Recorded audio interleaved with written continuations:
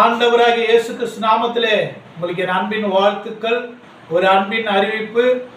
எங்கள் வீட்டின் பிளாக் போர்டிலே இன்றைய மன்னா என்று வேத வசனத்தை அனுதினமும் எழுத கர்த்தர் கிருபை தருகிறார். கர்த்தருக்கு ஸ்தோத்திரம்.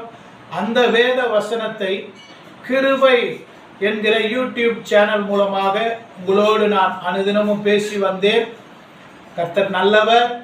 தொடர்ந்து வேத வசனம் பிளாக் போர்டில் எழுதப்படுகிறது. வேத வசனம் ஒரு கடல். அநேகம் அதில் நாம் கற்றுக்கொள்ள வேண்டி இருக்கிறது.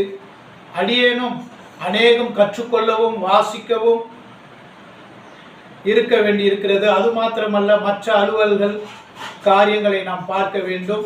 ஆகவே இந்த கிருபை சேனல் மூலமாக வேத வசனத்தை நான் தொடர்ந்து பேச முடியாத ஒரு சூழல். கர்த்தருக்கு சித்தமானால் அவ்வப்போது உங்களோடு நான் பேசுவேன். தொடர்ந்து கர்த்தருக்குள் மகிழ்ச்சியோடு இருங்கள்.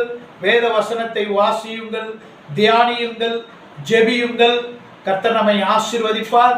தொடர்ந்து கர்த்தருக்கு சித்தமானால் அவ்வப்போது உங்களோடு நான் வேத வசனத்தை பேசுகிறேன், பாடுகிறேன். ஆண்டவர் நாமத்தை நாம் தொடர்ந்து மகிமைப்படுத்துவோம். கர்த்தருடைய நாமத்தை உயர்த்துவோம். கர்த்தர் நம்மையும் நம் குடும்பத்தார் ஒவ்வொருவரையும் ஆசீர்வதிப்பாராக. ஆமென். அல்லேலூயா. அன்பின் உருவே இயேசு நாயகா, அன்பின் உறவே இயேசு நாயகா, அன்பின் உருவே இயேசு நாயகா, அன்பின் உறவே இயேசு நாயகா. ஆண்டவரே, இதை கேட்கிற ஒவ்வொரு மக்களோடு பேசுங்க. ஒவ்வொரு மக்களையும் ஆசீர்வதிங்க, காத்து கொள்ளுங்க. இப்படி கிருபை இருக்கட்டும், இப்படி சமாதானமும் சந்தோஷமும் இருக்கட்டும். இயேசு கிறிஸ்து மூலம் பிதாவே. ஆமென்.